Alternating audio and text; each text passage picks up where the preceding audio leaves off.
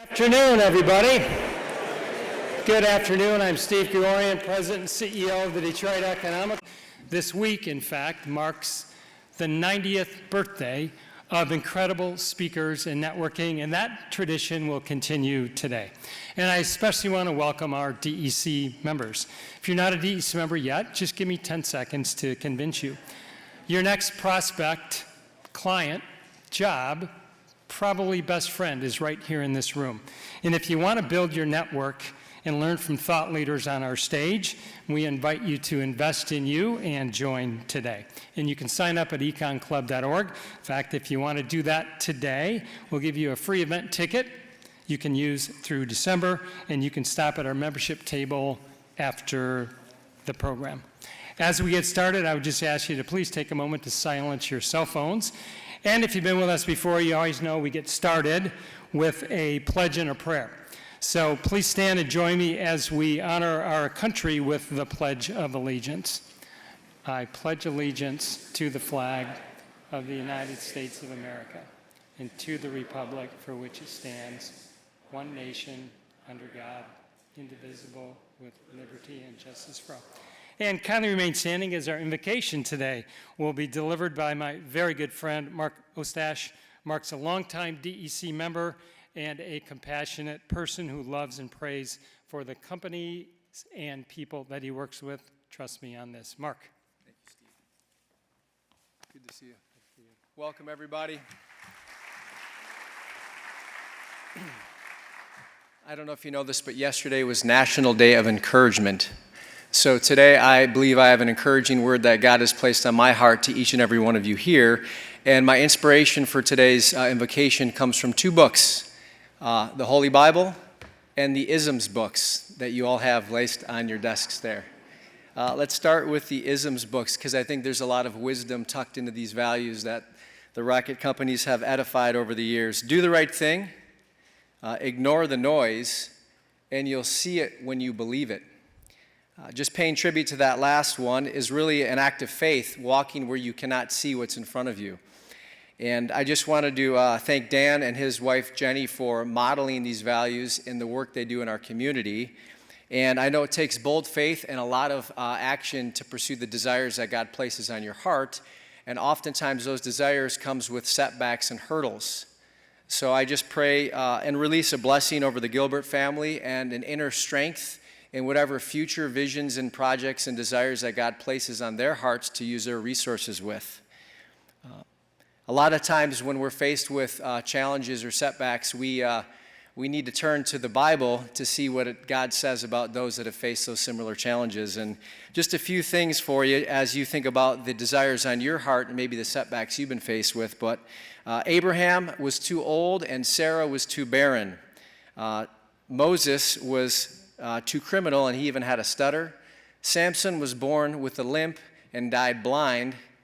And Job experienced great loss. And I share this with you today because there's a lot of wisdom in the setbacks that we have, but I want to assure you that God is faithful, and the closer that we draw near him in seasons of setbacks, the more his grace can do a great wonder in our lives. So that's my prayer today, this morning, for each and every one of you. Whatever setbacks or losses or challenges that you're faced with, I pray Psalm 23 over each and every one of you. I pray that the release of God's Spirit over you. And most importantly, I pray to you, Lord, that the Detroit Lions come home with the Super Bowl victory this year. Amen. Thank you, Mark. You're amazing. You are amazing, Mark. Thank you so much. Absolutely. A couple of thank yous and then a very special welcome. I want to thank you to WJR, who's doing their Focus Show live from today's DEC meeting with Paul W., and you'll see them at lunch. I also want to thank WDIV Local 4, Detroit Public TV, and Lawrence Technological University for live streaming today's meeting.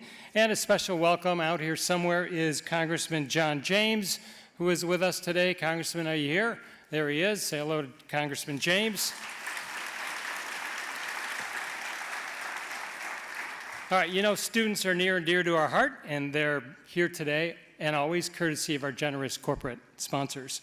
Their morning already included a private reception with Sandy Pierce and Bill Emerson. So I want to just take a quick minute and let you know who is here. We've got students from Wayne State, thanks to Mike Schick and Fifth Third Bank. We've got students from, just hold your applause if you don't mind, Northwestern High School, thanks to Bill and Dan and the Rocket Companies. University Prep High School, thank you Jason Tinsley and JP Morgan Chase. And the Melvindale Cardinals, thanks to Patrick Colleen and Baker Tilley. So please join me now in a round of applause as we welcome the students. A couple of quick things. I always want to take a moment to thank our generous corporate sponsors and partners. We can never thank them enough. We would not be able to do programs like the ones we are doing today. So thank you so much if you're part of those sponsors. If you'd like to become a sponsor, we'd be happy to talk with you about the terrific benefits in doing so. I just want to take a quick second. You've seen on the screen, but we've got a jam-packed season lineup coming up with some crazy good stuff in September and October. Next week, U.S. Steel CEO David Burt is all over the news, and he'll be all over the DEC with us on Tuesday. We hope you can join us for that one. And we just announced White House Economic Advisor Lael Brainerd for September 23rd. Just tons more on our website, tons more to come, so get your tickets before they sell out. I always want to take a quick second and talk to you about the incredible 90 years history of speakers at the DEC. And those speakers really tell the history of our great country. Dan today joins a distinguished list of 8 others who graced our stage on this day, September 13th. Here's just a couple of quick highlights. 1982, General Motors CEO Roger Smith visited the Detroit Economic Club. And in 1993, Senator Bob Dole was at the DEC as well. And today we're pleased to have Dan as our 9th speaker on this day in DEC history. So congratulations and thanks for being with us, Dan. Finally, we want you to use your smartphone to be part of today's program. You can take lots of pictures, share with your local, with your social media networks, and you can also submit a question for Dan using the QR code on the table in front of you. And those questions are going to make their way to our presiding officer who's about to go to work. Bill Emerson is president of Rocket Companies. He is a DEC board member. He's an amazing supporter of the DEC and me personally. Thank you, Bill. And Bill is behind many, many, many good things that happen here in our city and our region and state. So ladies and gentlemen, please join me in welcome Bill Emerson.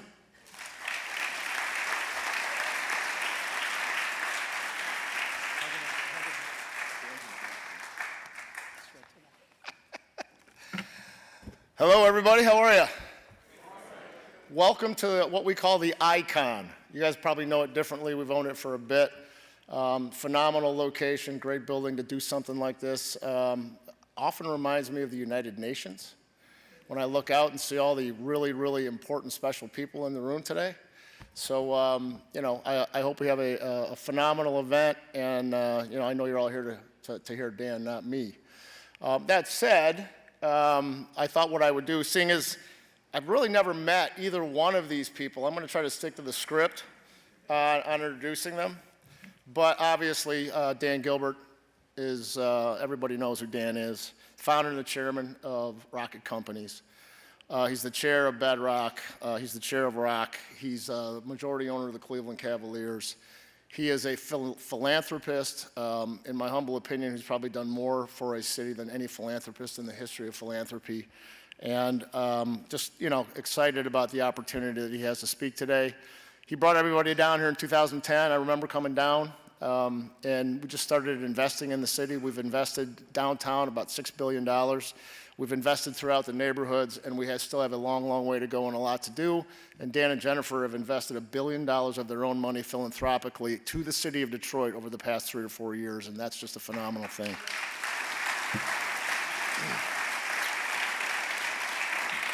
And if you didn't know, he's a 4th-generation Detroiter. So he really loves, lives, and breathes this city. Our moderator, on the other hand, a very dear friend of mine, Sandy Pierce. As you know, most of you know, she spent her career in banking. She was recently the chair of Huntington Bank in Michigan, as well as a regional banking executive at Huntington National Bank. She's very, very involved in the community. She's an incredibly powerful and phenomenal woman leader in this area. She does so much for women in leadership around the area. And so please, without further ado, let's get a warm welcome to Dan Gilbert and Sandy Pierce.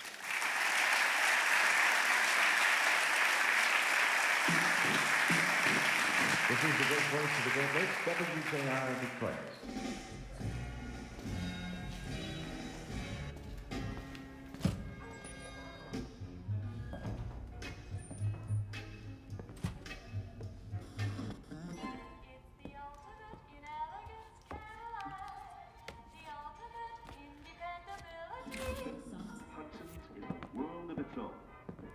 Busy shoppers, a million footprints on the marble steps. J.L. Hudson was Detroit.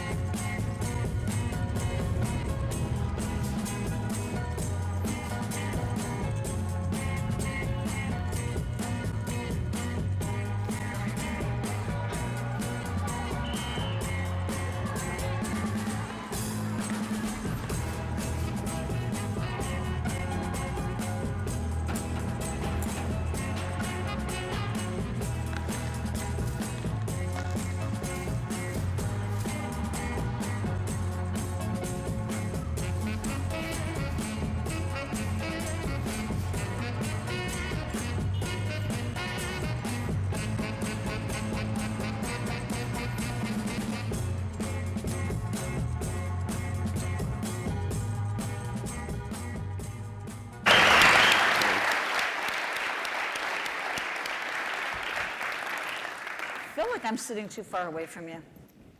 Keep going. Okay, we have the honor of having Dan Gilbert at the Detroit Economic Club. How about that?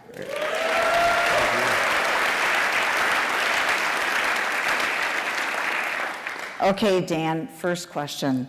Some people who read about the Rocket family of companies and the incredible success you've had, they may not know how it all started, how this entrepreneur grew up, how he had the vision and the drive, how he chose the path. Take us back. Tell us your story. So you're talking about just how the business started? Is that what you're saying? How you started, How I started? in life.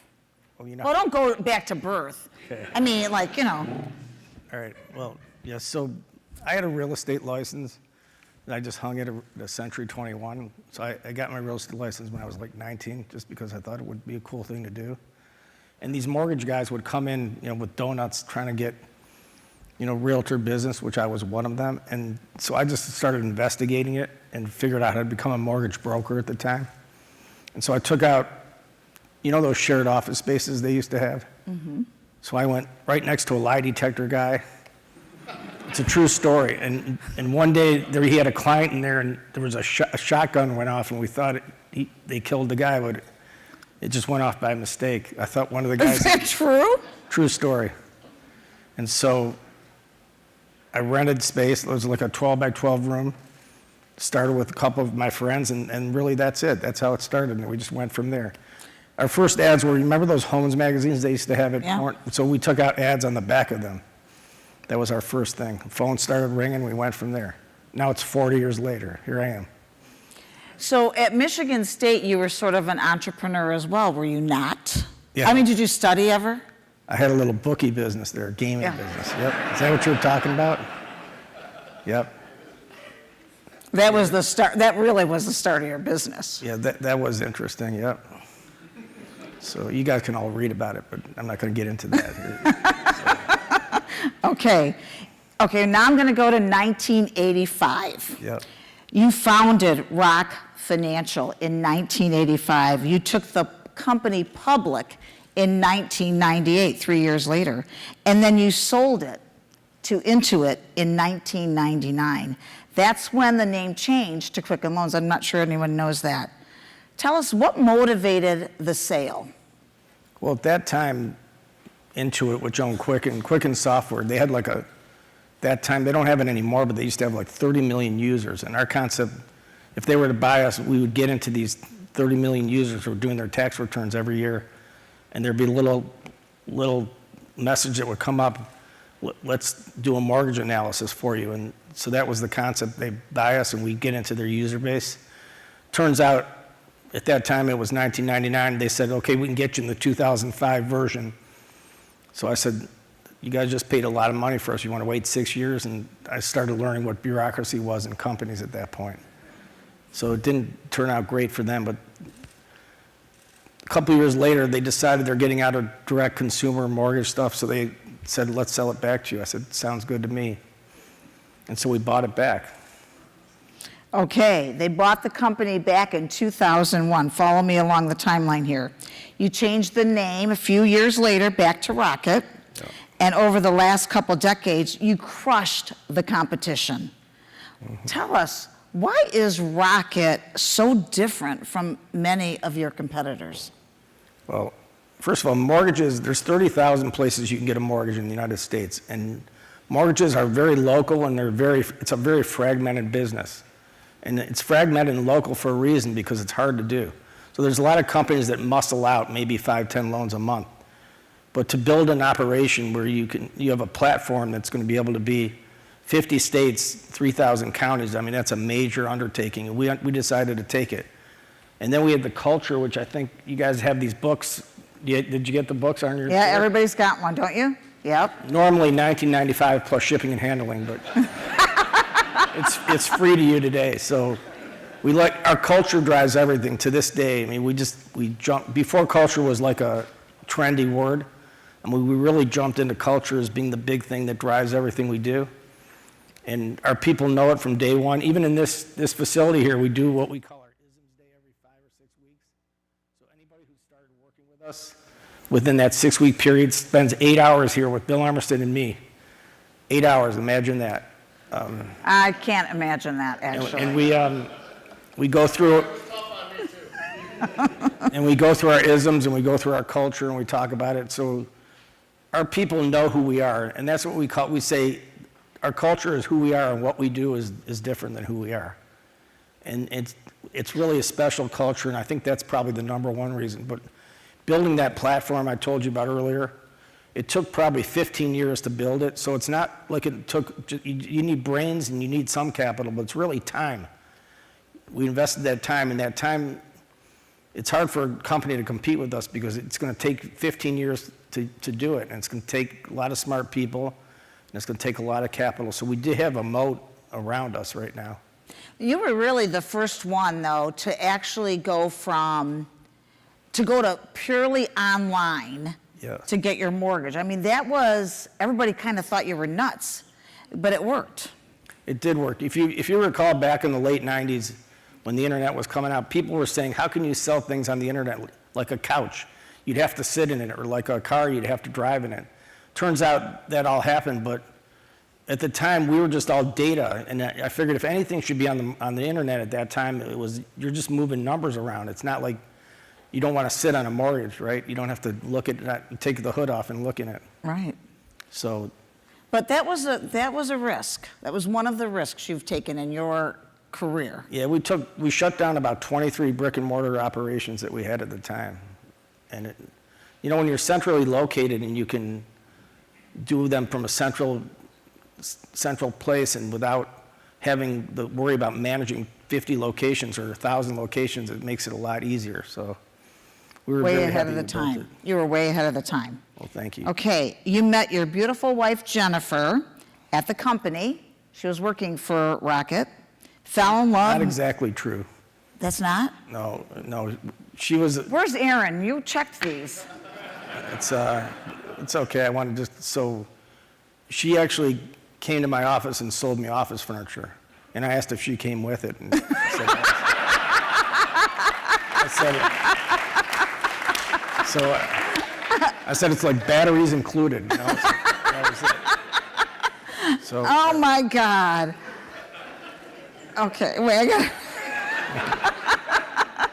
got Okay. You met your wife, beautiful wife, Jennifer, when she came to your office and sold you furniture.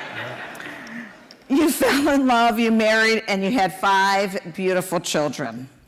Your first, Nick, was born with a rare genetic condition called neurofibromatosis, NF in short. Can you tell us a bit about NF, about what's not to like, Nick Gilbert, and his passion for living his short life to the fullest? yeah, well, NF is a genetic disease. 1 out of 3,000 people on the planet are born with it. It's prevalent in all countries, all races, all demographics, and it's a very devastating disease that causes generally tumors on the nerves. And his were in his brain, so we were fighting brain tumors his whole life, basically. And unfortunately, I mean, he made it very long. He made it to 26 years old. I mean, he was a warrior, but he finally succumbed to it a year ago, May. And unfortunately, we did everything we can, and we just ran out of luck. We ran out of things to do. Tell us about, what's this tattoo on your arm I'm seeing? That's Nick, so I can take him everywhere I go now, you know. And it says, if I can read it, Yeah.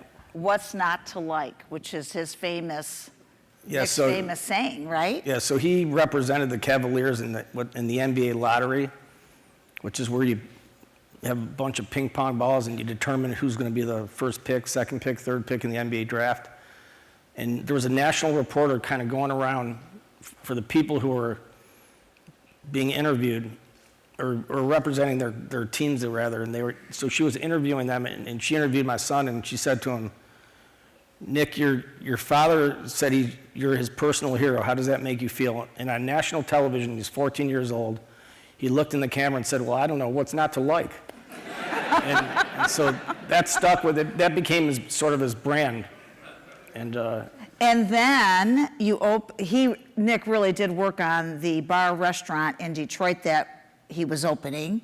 He passed away before it was finished, but Jen tells me that even in the hospital, he was giving instructions on the tile. And so talk about where that's at in Detroit. Everybody's got to go see it. It's phenomenal. The food's great. So he had this vision of putting a real high-end sports bar in Detroit, and he worked on it for the last couple of years of his life. And so we picked up the ball and ran with it after he passed away and got it open. And his friends called him Gilly, so we named it Gilly's, and it's right on Woodward Avenue. And I think you'll enjoy it if you go there. You'll love it. It's a great sports bar. It's a great sports bar. And there's something called Bang Bang Broccoli you want to get there. It's the best broccoli you'll ever have in your life. The irony of it is my son never put anything green in his mouth his whole life. So, Okay. Instead of giving up, you and Jennifer are determined to find the cure for NF in Nick's honor. In fact, you're building a floor in the to-be-constructed Henry Ford Health Research Center dedicated to neurofibromatosis. And you continue to hold an annual fundraiser to raise funds needed to continue this incredible fight. Everyone here, please join the Gilbert family and support the fight to eradicate NF. There is a card on every seat in front of you, along with the isms, for your consideration to support NF. So please do. Okay, Dan. Okay, you had a life-threatening stroke in 2019. You could have thrown in the towel. Many of us would have, but you didn't. You traveled to the Shirley Ryan Rehabilitation Center in Chicago, spent 9 weeks there. You returned home in a wheelchair, more determined than ever. And just a couple months ago, at the groundbreaking of the Henry Ford Health Research Center, you walked across the stage, just like you did today, to make comments. At that moment, I understood your faith. I understood your unrelenting refusal to give in. And now you and Jennifer are bringing the Shirley Ryan research capabilities to Detroit. Why do that? Thank you. Thank you.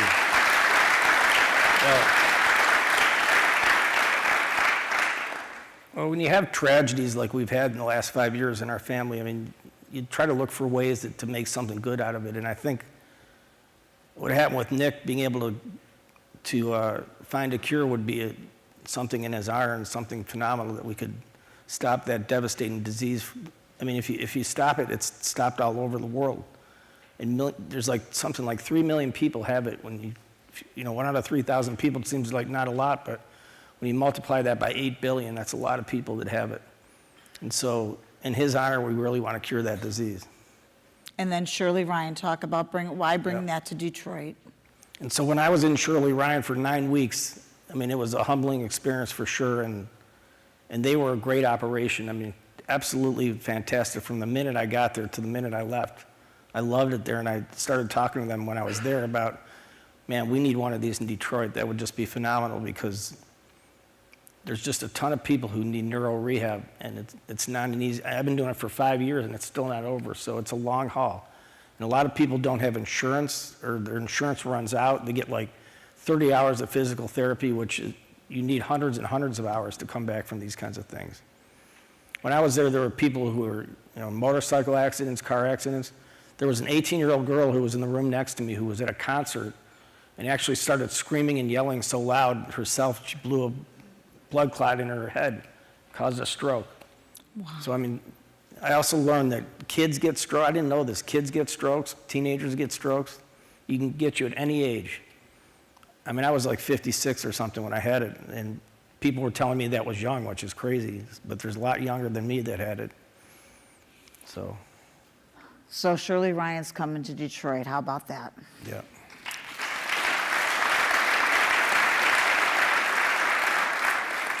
Okay, I want to talk more about your commitment to Detroit.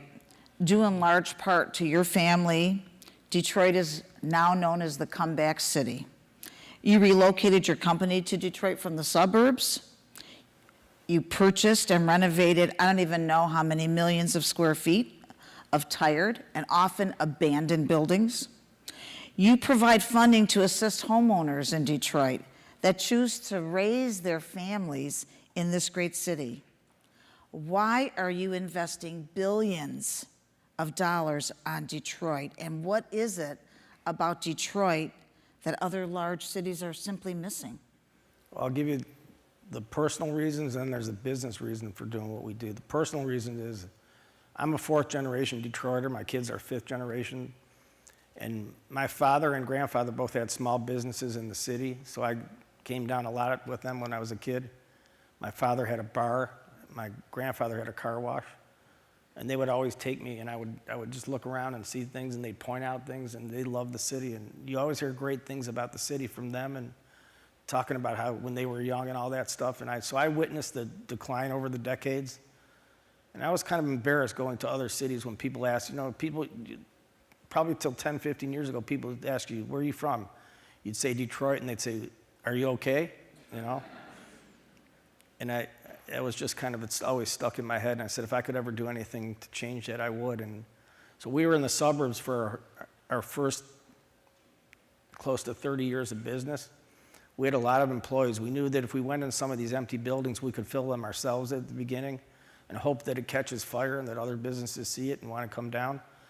So that was the personal reason. The business reason is that even back 10, 15 years ago, and certainly now, these young folks coming out of college, they don't want to be in suburbs. They don't want to be in the farmlands. They want to be in urban cores. So if we were going to keep recruiting and growing, we didn't think we could do it based on spread out office space in the suburbs. So we said, let's go downtown and try to remake it so we can recruit some of this great talent across the country. And what was the second part of your question, Oprah? What is it about Detroit that other big cities are missing other than Dan Gilbert? I mean, what are other big cities missing that we've got? Well, I think every city is really different. I think when at the beginning they say, you want to be the new Chicago? I said, no, we want to be the new Detroit. I think every city's got its different culture, different bones. I just think Detroit's got grit. Its people have been through so much.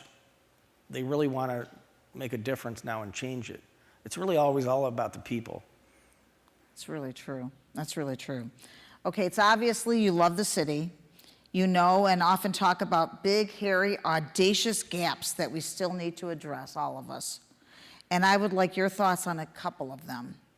Help us understand the work that needs to be done and how might we together get it done. And let's start with talent attraction and retention. Yeah, that's my number one. I mean, keeping our kids home. It's absolutely absurd that thousands and thousands of our, I'll call them our kids for lack of better words, graduate from Michigan, Michigan State, Wayne State, and all over the state. And 80-something% of them leave to go to somewhere else. A lot of taxpayer dollars, certainly a lot of mom and dad dollars invested in their children, only for cities like Chicago, New York, Boston, LA, Seattle to benefit from. I mean, it's nuts. So we've got to keep them here. And these are the kids that start companies, that have great skills, that they can help grow other companies. I mean, it's all about talent and talent retention and recruiting. And we survey our young folks almost every month, and they tell us what they want and what they need in a new city. And certainly transportation's a big one. I mean, that's Talk just a about huge that. one. Talk about regional transit, because we don't have it. Well, if you asked about other cities, I think every major city in America has some form of regional transportation but us, which is a shame. So the Q line itself, which we put in 7, 8, 9 years ago now, has been responsible, not responsible, but along the Q line for 3.5 miles, $10 billion of investment has taken place in 7 years. Now you can say that some of it is because of the transportation, not all of it, but it's certainly a reason. I mean, people can get on that and ride it all through downtown. And this year, over 1 million, I think it's 1.3 million in users riders will be on that thing. And I got to tell you something, the first couple of years I was really skeptical because I would look inside as I was driving and it would be empty, these cars would be empty, but in the last 4 or 5 years, last 2, 3 especially, it's really taken hold. And It's vibrant now, absolutely. And there's more proof that that's just a 3.5 mile strip. I mean, imagine if you have regional transportation going to the airport, back from the airport, east to west, north to south. I mean, it would completely change the region. The economic boom would be the biggest one we've ever seen in this area. How can we help get that done? Well, you know, there's an RTA that was formed, Regional Transit Authority, so now at least we have that going. And the federal government funds a lot of these systems, so we've been, and the RTA has been lobbying the federal government to really consider Detroit. The problem is there's been something like 21 other runs since 1900 that Detroit has made attempts to get a regional system that have failed. So they don't really believe in us, the federal government, to do this. So we really have to get more and more groups together, more and more community groups, more and more business groups to really help the RTA make the pitch to the feds and figure out other funding sources as well. We could use you in Washington, D.C. Oh, yeah? What position do you think? The biggest one. Oh, yeah. Okay, let's talk about population stagnation, because if you look at the statistics, it's scary to think about Michigan in 10 to 20 years from now. So if we get regional transit, if we can get these bright kids to stay here and not move out of state, that's how we probably grow the population. Otherwise, we're looking down a tough road. If you don't grow population, you're in big trouble. If you look at any economy in the world, countries that are losing population are in dire straits. And countries are like that, states are like that, cities are like that. You got to be grow or die. So it's not just the kids. I think we got to figure out another way through immigration or other ways to get more people to Detroit. And I think though Detroit sells, I'll tell you what, once you get them here and put feet on the ground, and we see it every day in our businesses when we're hiring people, hiring executives, recruiting retailers to open up shop on Woodward. You can't tell them stuff on the phone because they don't believe it on the phone. But when they get here and they put their feet on the ground and walk around, they feel Detroit and they're all excited about it. And I would say almost 100% of the people that we put them on the ground love the city. You can feel the energy now. I mean, you guys probably know if you're walking around there. I mean, you really can't, people who haven't been down there, let's say from the suburbs for 20, 30 years, they're looking like they do this thing where they look like this way and that way. I mean, they can't believe what's going on in Detroit. So we just got to keep the momentum going, keep the energy going. We got to figure out how to keep our kids here. We got to go recruit kids from other universities, other states. Maybe we'll take it to them now. They've been taking it to us for decades. So we're going to go get their kids. There you go. You know? You know, you heard Dan just say this, but before they hire an executive, they insist that they come and spend a couple of days in Detroit to experience the city of Detroit, and it works. It works, and they got to stay at our hotels, of course. Yep. I know Varun is here, the CEO, so I know he did that, right, Varun? Okay. Finally, I want you to talk a little bit about our abysmal K through 12 education rankings. I think we're 43rd, or maybe it's even 45th in this country, the state of Michigan. Well, I know there's a lot of great people working in education in Detroit, and we've certainly contributed where we could. We're not like dead center in the middle of that. I think that's just as critical as anything. I mean, you got to have great schools, and that affects everything, because you want to keep families here. I mean, you get the kids until they get to be, let's say they're 25, and now they want to have a family. And so they're like, okay, how are the school systems here? I'd love to be in a home in Detroit. So it goes further than just educating the kids, which is critically important. It affects the housing market. Yep. It affects businesses recruiting people, because they want to live in the city, and they think, well, there's some places that are great, but they think they need a lot more affordable housing. There's a lot that wraps around that, that's Yep. right. Okay, one of my favorite Dan Gilbert isms, you all have the books, that's probably, I don't even know how many have been published before that, been many, many. But one of my favorites is do well by doing good. Dan Gilbert, you set the bar for doing good, and everyone in this room and everyone in the city is grateful to have you in our lives. Well, thank you. Please join me in thanking Dan Gilbert for sharing his thoughts and his insights. I appreciate that. Thank you.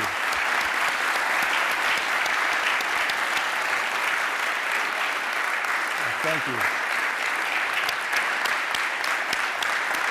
Hey, thanks.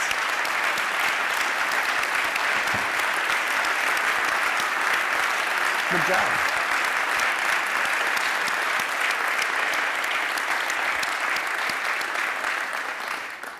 So I think I'm supposed to ask a bunch of questions. By the way, I mean, at the inference of maybe you going and taking the top job, I'm not so sure about that, but there's a guy in the audience that maybe should take it. I think his name's John James. Oh, John James is here. Anyway, Here you go. you ready for that, John? All right, so just a bunch of questions that have come in. Let's start out with let's go top to bottom, Dan. Has it been difficult to maintain such a great company culture after going public? After the what? Going public. Oh. Being a Going public public. company. So is this a second interview now? I don't really understand. Yeah, these are audience questions. Oh, these man. are audience These are questions. audience. This Oh, is I not didn't know me. I know the answer to this question. Okay. Do you want me to answer it? No, that's okay. Going public or when your company's public, it's clearly a whole different situation than when you're private. I mean, you have a real board of directors you have to answer to. You have to answer to your shareholders. You can't do some of the crazy things that you would do as a private company, because everybody knows about it immediately because everything's public. But we've changed. We've rolled with it. I mean, it's not impossible. It just makes it harder. So next one, not a question, a thank you. Thank you for all your hard work and personal sacrifices to make Detroit the comeback city. We can't thank you enough. Just thought I would share that one. Can I say one thing about that comeback city business? I don't know where it's kind of cliche, and we could do better than that. The comeback city. Every city thinks they're the comeback city. Okay, what would you say instead I have of no using idea. it? I have no idea in my head right now, but I think we put it out to the. Don't anybody ever call it comeback city again. It's a city that's coming back, but I don't know if it's the comeback city. I mean, you ask anybody, it's the comeback city. I know. Cleveland thinks they're the comeback city. They're not. No. Maybe some of these kids up here could come back with a good name. On the Smarter than topic us. of public companies, do you think a private business or a public business is better? I think there's benefits to both. I don't think you can say one's better than the other. I know there's a lot of public companies that like to take themselves private, and certainly there's a lot of private companies going public, so grass looks greener a lot on the other side. I think there's benefits and detriments to both of them. Cool. All right. Detroit's received a lot of accolades for private-public partnerships. Talk about that and the importance of that in philanthropy. It's absolutely critical. These partnerships that we just talked about, mass transportation. I mean, it's got to be a partnership between the governmental entities, the business community, the communities, the community groups themselves and that live in the city. I mean, I think Detroit in the past has been very, very poor at having partnerships between various constituents to get things done. But you get a lot of things done we got the Q line done as a big partnership. I mean, you get more done. The Ford Motor and the train station, it was a public-private partnership. So I think that there's a lot of things that you can do together that you can't do just by yourself, and I think it's critical. Okay. What leadership routines or behaviors have attributed to your success that are repeatable for others? Well, I think if you read those isms book, that's who we are, and I think you'll see a lot of the things that we believe in there. There's 20 of them, I believe, or 21, Bill? We have 16 now. We actually had 20, and we modified it here in the last year with the addition of our first time ever outside of the organization CEO, Varun Krishna, who's kicking ass. We modified it down to 16, but as you know, Yep. Dan, we've had as little as 4. We went up to 12. We went up Yep. to 20. So we're at 16 now. He laid off 4 isms. He did.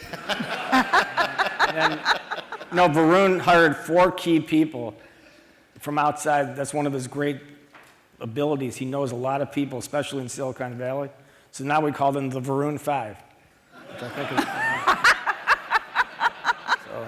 You got to come up with a song to go with that, Vroom. Sandy, tell me your favorite Maroon 5 song. I'm not. Maroon 5. I'm That one? not. No? I'm not.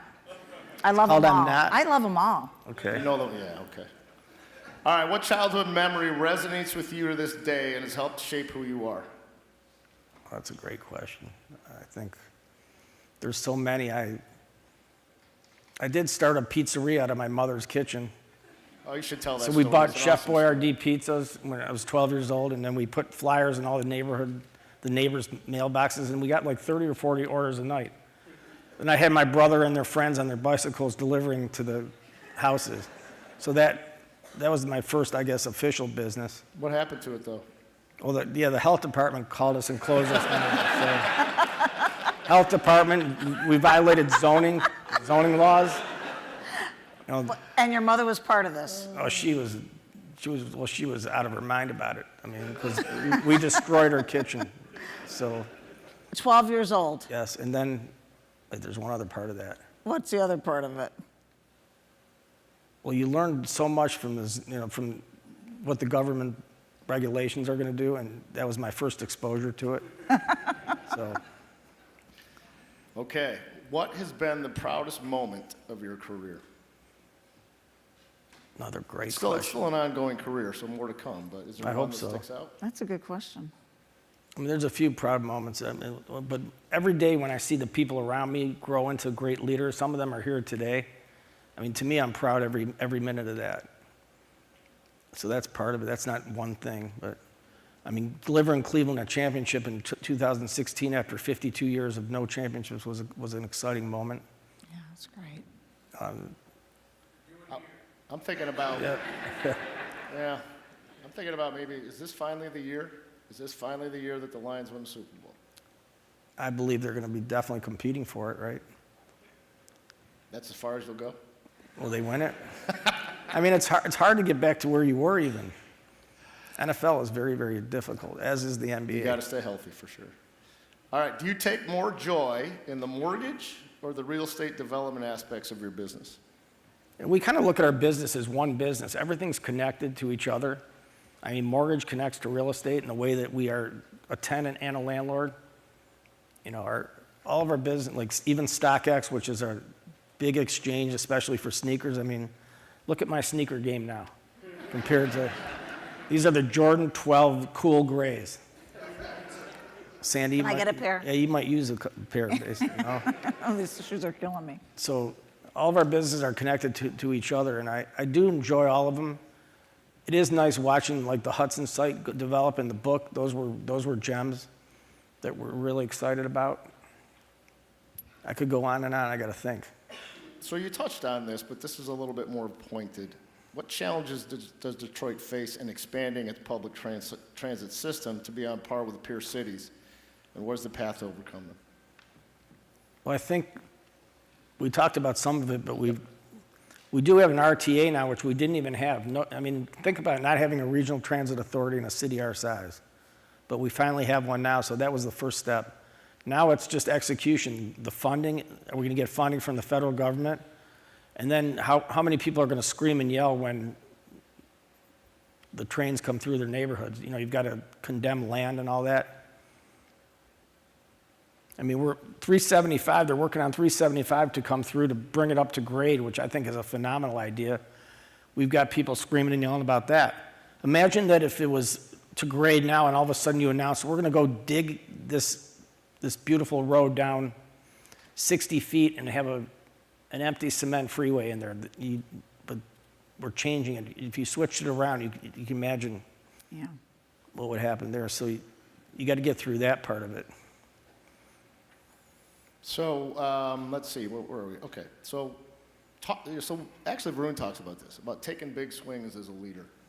I mean, you have been an entrepreneur for years and years and years and years. Talk a little bit about your thoughts on taking big swings and maybe an example or two that you think has been a big deal in your life. Well, I think everybody who runs an entrepreneurial company has to make big bets at some point. And we did, Sandy, you pointed out when we went on the internet, that was a big bet, closing our branches. But you know, you got to just believe if you lose the bet, you're going to come back. If you've got great people, you're going to come back. In fact, when people ask us to invest in their businesses, I always ask my colleagues, are you a horse guy or a jockey guy? So the horse is the business, the jockey is the leader. I'm definitely a jockey guy because I've seen great leaders take a bad business and turn it around and make a great business. Same thing with big bets. You can't be so afraid of big bets because if you win the bet, that's great. If you don't, you got to believe in your team's going to figure out something to do good. Once again, it all comes down to the people. We'll ask one last on this round, and then we'll go to the speed round, all right? Do you feel there's a lack of innovation to embrace our youth into the corporate culture? Here, or what do you know? It's a general question, but yeah, let's start with here. Can you repeat the question? Certainly. Yes. Would you like me to have it read back? Do you feel there's a lack of innovation to embrace our youth into the corporate culture? Oh. I think there has been. I think it's gotten better and better now that companies have had 20 years of the internet or 30 years almost of the internet, and now that they've been exposed to social media for 5 or 10 years, and having young people in this, like I always have 5 to 7 really young people, you can call them interns, but they're not always interns, in my team, because I like to see, I want to know what they're thinking, what they're doing. They know more than we do about what's hot, what's not. I mean, you don't have to be an influencer to necessarily be great and know about it, but these kids today, they know way more than we know. Their ideas and innovation seem to be a lot better than we are. So I think keeping the old people exposure to the young people is critical for that, to have innovation in a corporate environment. I want to echo that because I think you've done a phenomenal job with our internship program. You kind of fostered us to do it and bringing in youth and understanding what's going on. And if you're a business out there and you're not doing it, I think you should, because it will absolutely plug you into what's going on in the street with the youth of America. Well, I'll tell you, every summer we hire about 1,500 interns from across the United States. And last year, I think we had 230 different colleges and universities represented. I mean, you can name them from UCLA to Harvard to HBC schools. I mean, we get them from everywhere. And it's the great pool for our hiring comes out of there. Probably 80% of our hiring comes out of these internships. I mean, you get 2 things. You get them bringing your new ideas, and you get a potential candidate that's going to be a great one. And then you can also feel if they're good candidates because they've spent some time in your company. So I recommend everybody get an intern program going. All right, here we go, lightning round. Something on your bucket list. What's on my bucket list? Something on your bucket list. I would like to be the guest host of like Jimmy Kimmel or one of those shows. That's always been a dream of mine. Here's a better one. Something on your anti-bucket list. Ooh, that's another great one. I guess stranded on an island with only the Detroit Free Press. That's it. Sorry. You guys all know what I'm talking about. All right. Person you'd like to have lunch That's with that's funny. not a family member. Say that again? Person you'd like to have lunch with that's not a family member. Dead or alive? Your call. I'd say I have two of them. Albert Einstein is one, and Winston Churchill would be the other. Anybody that's living? And Sandy Pierce. Okay. That's it. All right, here it is. I wish I was better at Texting. texting. I mean, I'm a disaster. I'm probably the worst texter in America. I literally, every word I have to redo every time. So, Describe Detroit in one word. that's tough, but I'm going to say gritty. Gritty? That's two words, but it's of is the two same words. source, so you got to give it. All right, I got to end with this one. Actually, I'll give this to both of you. I'll start with Dan and then Sandy. I'll hear your thoughts on this. Advice to your 25-year-old self. You want to go first? Sure. You know, I told the students this earlier. When I was 21, I was applying for a job after graduating from Wayne State at the same company that I was working at for 2 years. Now JP Morgan Chase was MBD at the time. And I was applying for the management training program in the branches. I had been working in the branches as a teller for 2 years. And the internal recruiter told me that she wasn't hiring me. And I asked why, and she said, because you're too nice, you're never gonna make it in management. So at 21 years old, think about that. You can let something like that stop you, and many people do, or you can figure out a way to get through it or around it. It's your choice. So what I would say to my 25-year-old self, and I would ask all of you, is never, ever, ever let anyone tell you that you're not smart enough, you came from the wrong side of 8 Mile, you're too nice. Never let anybody tell you that. That's awesome. All right, Dan. I've never had anybody tell me I'm too nice, that's for sure. But I resemble that remark. I will say that I would tell my 25-year-old self, just chill out. Everything's not so serious. Everything works out in the end for most things. I mean, most things, everything, you know, it generally tends to work out. It always seems like it's worse than it is. I mean, even with my stroke and everything, as devastating that was, it's working its way out. That's great advice. You know, Well, it's been awesome having two business icons on the stage. I think it's my job now to hand it back over to Steve. okay, well, thank you.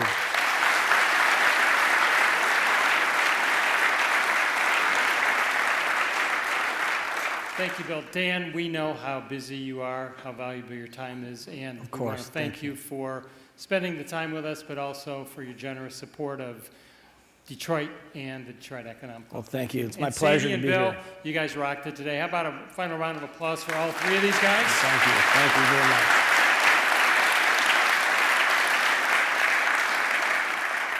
Ladies and gentlemen, I invite you to join us for a strolling lunch in the atrium. But first, two other quick things. Number one, I want to just say a special thank you for my team, who's been amazing, helping me through this and getting through today's event. So thank you to my team. You guys are fantastic.